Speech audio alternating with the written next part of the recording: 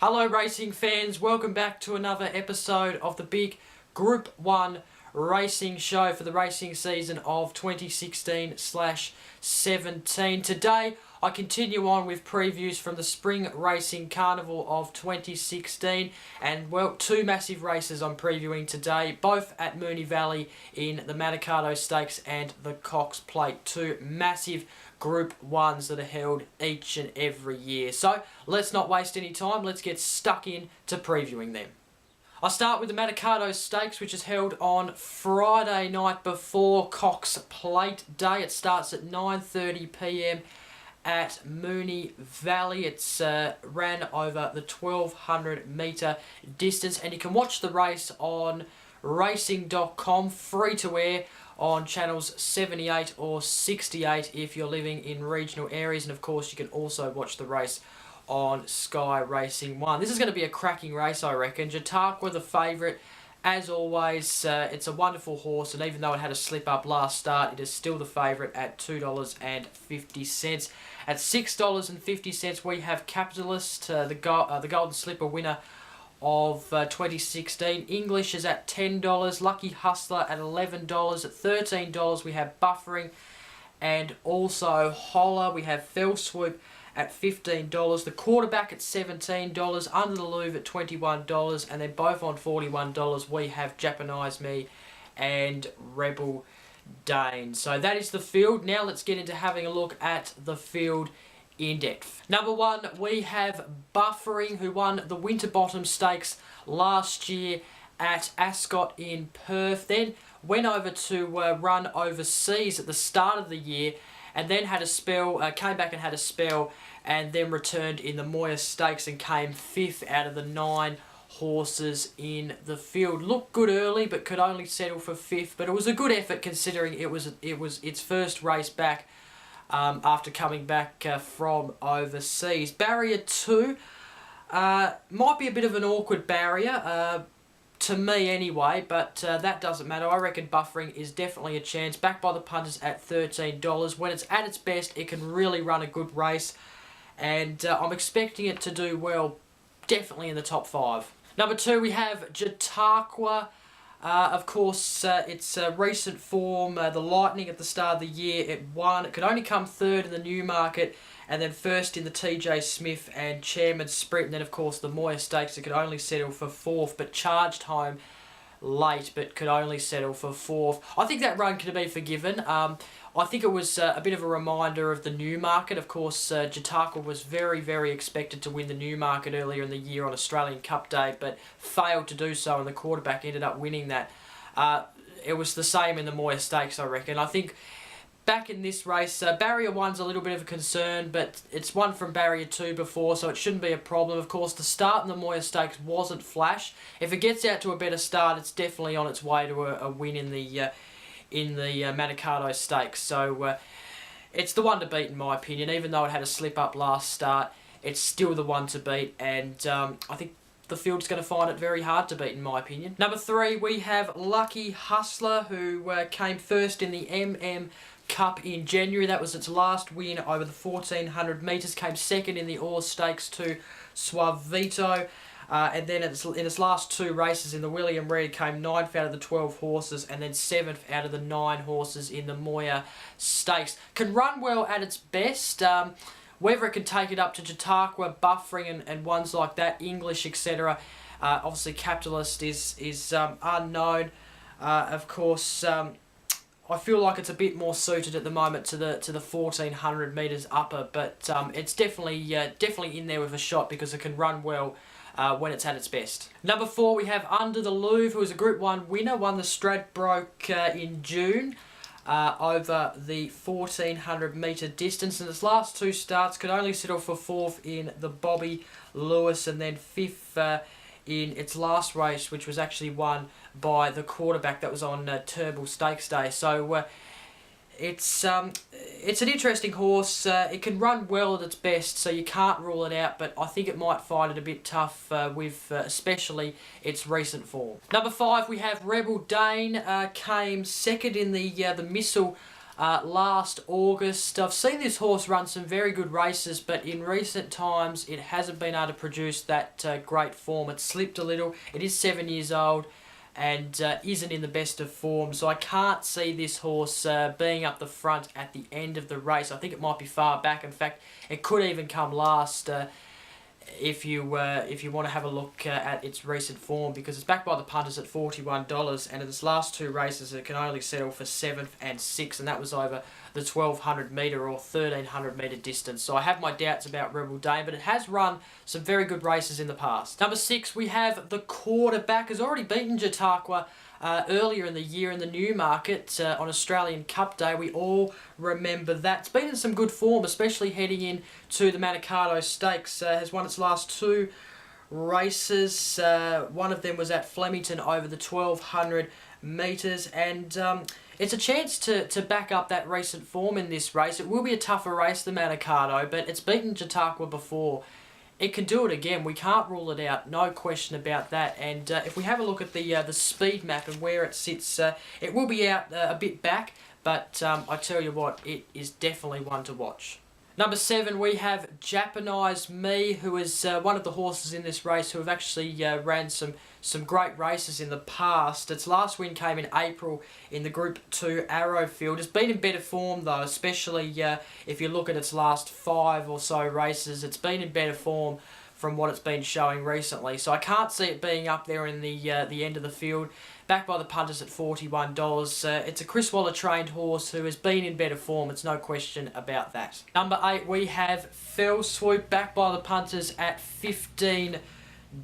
Huey Bowman will be aboard this horse for the Manikato Stakes. Has come 3rd in its last 2 starts. Won the Victory Stakes Group 2 level in April, which was its last win. So hasn't had a win for a while. We know it can run the distance. Whether it can take it up to the quality of this field, I'm not too sure. 3rd in its last 2 races, to remind you once again. Number 9, we have Holler, who came 2nd to Flamberge earlier in the year in the William Reid at Moonee Valley. It's since went on to run in the Diamond Jubilee. That was its last run, where it came 7th out of the 9 horses over a 1200 metre distance. It's had a spell since then, and this is its first race back, and I think it might do pretty well. If you have a look at its form before the Diamond Jubilee, it's come 2nd, 1st and 5th, and that was over the similar 1200 metre distance, or a little bit over. So this horse for me is up there. It will be up there at the start. It will probably get away early. It should be leading probably at the early stages of the race, and who knows, anything could happen. It could get a place. Definitely worth a place in the race. Number 10, we have English, who has come first, 5th, and most recently 4th in its last 5 races. The distance will suit, of course. Those races have all been though in Sydney at either Royal Randwick or Rose Hill, of course. So whether it can come down to Melbourne at Moonee Valley and be a really good chance of taking it up to Chautauqua, I'm not sure. I don't think it will be, although it is backed by the punters at $10, and it should be there at the finish. It should be possibly in the top 5, maybe, if you look at its form guide. Number 11, we have Capitalist, of course, won the Golden Slipper earlier in the year in Sydney, coming to Melbourne for its first run in Melbourne, which is great to see by the 3-year-old colt. Of course, Kieran McAvoy will take the ride. It can run over the 1200 metre journey. Of course, that Golden Slipper was over that distance, and it should be one of the chances to take out this race. I think the only doubtful thing you can probably fault this horse on is it's coming to Melbourne for the first time, and that is interesting for most horses. But Some horses handle it well and some don't. I think this horse might handle it well. Okay, time now to get into my tips for the Manikato Stakes at Moonee Valley on Friday night. A great way to start Cox Plate weekend, of course. And I start with my first placed horse, and I've given it to Jataka, of course. We know that it had a not so good run in the Moya Stakes, could only come fourth, did charge home late, but it was too late in the end. If you watch the replay, it actually did get off to a very poor start out of the barrier, and that probably cost it a little bit. So if it gets off to a better start, then it's no question going to take out this race. Of course, barrier 1, like I mentioned before, a little bit of an awkward barrier for it, but it's won from barrier 2 before, and I guess the start will be crucial for it. If it can get off to a good start in a good position early, it's definitely a great chance to win, because it will just charge home in the finish and win it easily. So Jataka for me, I think it's going to come first, bounce back from its Moya Stakes loss. Of course, everyone expected it to win the Moya Stakes, but it didn't win, of course. I've given second to Holler, of course, was at Royal Ascot recently for the Diamond Jubilee. Like I mentioned, comes 7th. It's been in great form before then. Of course, that run was always going to be difficult for that horse, and it proved to be the case with only that 7th. But it's really good over the distance, and it should handle Moonee Valley well. Of course, second in the William Reid. I think it's going to come second in the Manikato Stakes this year. So Holler for me in second, and then Buffering is third. Of course, could only get 5th in the Moya Stakes a couple of weeks ago, or a few weeks ago.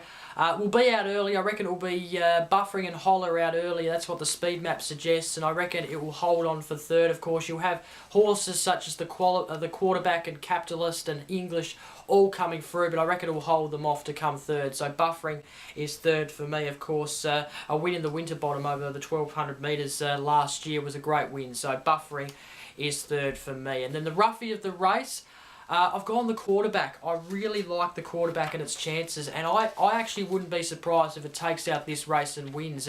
It's beaten Jataka already. It was great in the Newmarket, and then its last 2 races, first in both of them, and one of them was at Flemington over the 1200 metres. Yes, this will be a tougher race, but if you go back and watch that replay, it really did finish off well in its last run. So the Quarterback, I think it's a great chance. It's one of the greatest roughies, I reckon, in this race for me. Of course, you've got some others in there as well, but I think the Quarterback is one to watch. That is the roughie of the race for the Manikato Stakes for me. Okay, let's now get into the main race of the weekend, and that is the William Hill Cox Plate, Saturday the 22nd of October, being ran at 5 p.m.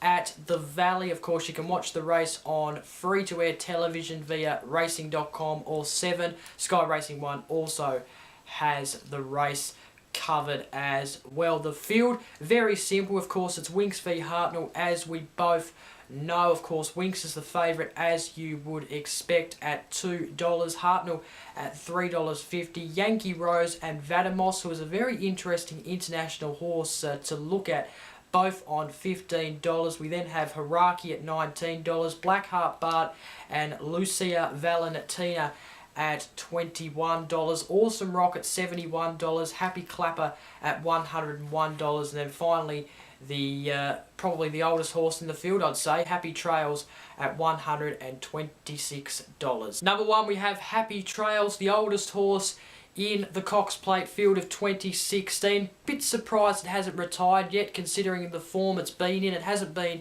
in its best ever form. However, I was pretty surprised at how it went in the Turnbull. I thought it did very well. It was a good effort. Came 5th out of the 12 horses over the 2,000 metre distance at Flemington that day. I can't really see this horse being at the end of the field, though. I think it's going to be at the back end of the field in the late stages of the race and the finish. I can't see it getting up and winning and even placing, and if it does, that would be a huge upset. The odds, $126. Huge odds from this old horse. Number 2, we have Blackheart Bart, who has been a very good horse this year. It's no question about that. It's won 2 of its last 5 and comes second in the other 3. Of course, the Caulfield Stakes in its last start over the 2,000 metres at Caulfield. Winx was just far too strong. It took it up to Winx, but Winx just was able to power on in the later stages of the race and win it pretty easily. And Blackheart Bart, of course, could only settle for second, of course. I feel like Blackheart Bart's a bit of a roughie to watch though. We've seen it at its best. We know what it can do. It could be there as a place. It could take it up to Winx, although the last race suggested that it probably won't. But I do feel like it could come possibly third or even fourth. It could be there in the bottom five or the top five. It's no question about that. So yeah, I like its form. Of course, Winx just too strong in its last start, but it's definitely a chance. Number 3, we have Harnell, the second favourite in this race. Of course, since its last race against Winx, where it lost, it's actually won its next 3, and one of those was the Turnbull last start, which it was just able to flog past everyone and basically flog them just like an AFL team would do to a lower side AFL team. It was just absolutely stunning. So James McDonald on board. I think it's in better form than what it was at the start of the year or in August when it met with Winx. So I think it can. I think those next couple of months have been really crucial to this horse's performance. Whether it can take it up to Winx, I think it can. Not sure if it can beat it, but it's going to be there in the finish. I reckon it's going to be a classic race. Number 4, we have Haraki's been beaten by Winx, also backed by the punters at $19. Has won 2 of its last 3 starts. Of course, its last start over the 1600 metres at Royal Randwick was in the Epsom on grand final day. Won that pretty comfortably in the end. Was able to beat the field of 13 horses. I think it's in form. I think it might do okay in this race. It should do well. It could place. It's definitely a chance to. Yeah, I like its form. Number 5, we have Happy Clapper, who is just not in form coming into this Cox Plate run. In its last 5 races, has come 4th, 6th, 5th, 6th and 8th. Hasn't won over the 2,000 metre distance, which is a bit of a concern for me coming into this, although there is a couple of horses who haven't won over that distance either. But this horse just hasn't been in form, and I'd be very surprised if it's up there in the finish. I don't reckon it will be up there in the finish, and it should be about mid-range in the field at the start of the race, though, according to the speed map. Number 6, we have Vadim. Very fascinated by this horse. It's the only horse in this race who is coming from overseas to run in the Cox Plate. In its last 5 starts, it's come 1st, 2nd, 1st, 4th and 1st. So that is 3 wins in its last 5 races, and another one of those was 2nd. It's won over the distance of 2,000 metres. It has the win range. I was reading that Damien Oliver really thinks this horse can cause an upset against Winx and Harnell.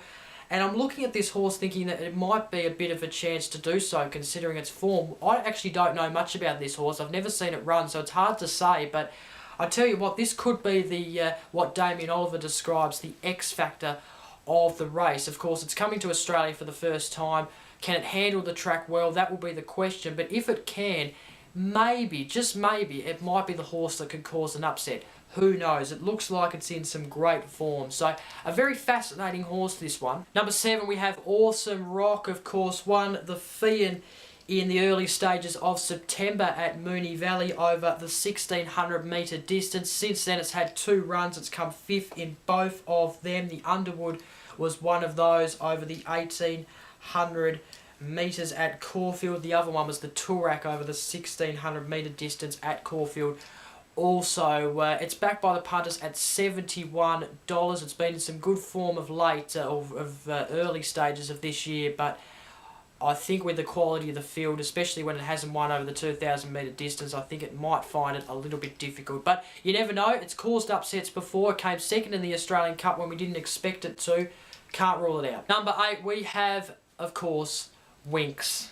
The great Winx. The mare. She has been in great form. Of course, she is going for her 13th straight win in this race. Of course, back-to-back Cox Plates as well. We cannot forget that. She won the Cox Plate last year and is coming back for another one, basically. Yeah, I can't fault this horse. 12 straight wins. I don't think you can fault a horse who has been in that much good form. Of course, the Caulfield Stakes was an interesting run. Of course, going down the straight, Blackheart Bart was really taking it up to the mare, but then she was just able to accelerate through and win the race pretty easy in the end, as we would have expected it to.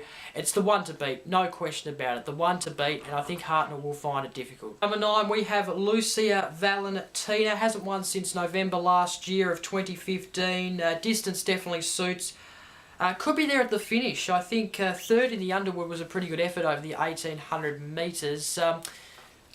Could be there at the finish, I reckon. It's definitely good at its best, no question about that. And finally, number 10, we have Yankee Rose, backed by the punters at $15, is coming off a Champions Spring Stakes win a couple of weeks ago on Caulfield Guineas Day. This was at Royal Randwick. Got back on its feet, I thought, with that win. Of course, it went into some Group 1 races, actually expected to win and then flopped and wasn't able to win. So it got back on its feet with that Champions Spring Stakes win. It's got the potential to be there at the finish, no question about that. Wouldn't be surprised if it places. I don't think it's good enough to take it up to Winx and Harnell, but never know. It could be there at the finish. It's good when it's in its best form. Okay, now let's get into my tips. I start with my first placed horse. I've given it to Winx, going for her 13th straight win in the Cox Plate. Back-to-back Cox Plate, of course, if she wins this one.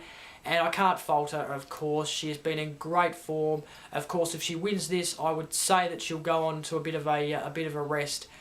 And of course, Hartnell will have the head start, I reckon. But Winx, I think, going down the straight will be far too strong. So Winx is the winner for me of the 2016 Cox Plate. That is my first placed tip. I've then put second Hartnell. Hartnell has been in great form in its last 3 starts, especially after getting beaten by Winx in the later stages of August. It will get the head start, I reckon. It will be up there at the front leading early. That's what the speed map suggests, and I kind of believe that, knowing the horse that this horse is. But I think Winx going down the straight will just be a bit too strong. I think it will take it up to Winx. I think it will be a bit like Blackheart Bart, maybe a bit more, but then Winx will be able to power through that last probably 200 metres and win. So Hartnell's second for me. And then third, I've gone with a bit of a punt here. I've never seen this horse run, but looking at its form, it looks like it's a really good horse. And I'm going to go Vadim, number 6, the international horse, the only horse to come from international soil to run in the Cox Plate. I reckon this horse might be a chance to cause an upset maybe, but I haven't seen it run, so it's hard to say. So I'm going to put it at third. It looks like it does well over the distance. I think the distance will suit. I think the only question is the track, whether it will adapt to Moonee Valley quickly or not. It might do, I'm not too sure. But Damien Oliver reckons this horse could cause an upset. I'm not too sure about that, but I'm going to put it at third. I think this horse looks suited to this race. So Vadim is third for me. And then the roughie of the race, I've gone Blackheart Bart. Like I said, it's been a very good horse this year. It's been in some good form. Of course, it's basically placed in its last 5 starts, either winning or second. So I think it will be there at the later stages. It will be in the top 5, I reckon. It would be an upset if it won, but I don't think it will beat Winx this time round. Of course, it's going for its first try over the 2,000 metres or over that 2,000 metres. Of course, this is a 2,040 metre race, so its first try over that distance. I think it could be an upset, could be a horse to watch out for, but yeah, roughie for me. And that is it for this episode of the big Group 1 Racing Show, the special Manikato Stakes and Cox Plate Preview edition. Of course, thank you very much for watching. Don't forget to like, comment and share this video. Subscribe. I'll be back next week with another episode of the big Group 1 Racing Show, previewing 4 massive Group 1s from Victoria Derby Day. Of course, the first day of the Flemington Carnival, the Melbourne Cup Carnival. It's going to be a massive week, and I'll be previewing every single one of the Group 1 races in that week. So that starts next Friday. Until next week, I'm Jacob. Enjoy the racing. Hope you back a winner. Bye for now.